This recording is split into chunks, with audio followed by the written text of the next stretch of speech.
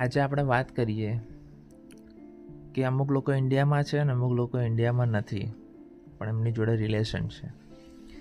જ્યારેથી ઇન્ડિયાથી કોઈને બહાર જવાનું હોય ને, તો ધીરે ધીરે કરીને બધાને ખબર પડી જાય કે આઉટ ઓફ ઇન્ડિયા જવાના છે. એ લોકો નાની મોટી વસ્તુ હોય, ખાવા પીવાની, દવાની, તો મોકલાવે કે આટલું ત્યાં આગળ અમારા સગાવાલા છે, છોકરા છોકરી, ભાણિયા ભત્રીજા, ત્યાં પહોંચતી કરી દેજો.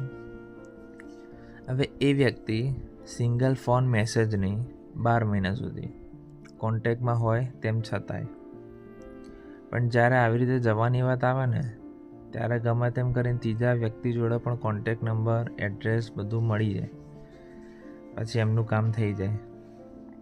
માણસ કેટલો સ્વાર્થી હોય, કેટલી હદ સુધી જાય છે એ જોવાની વાત છે.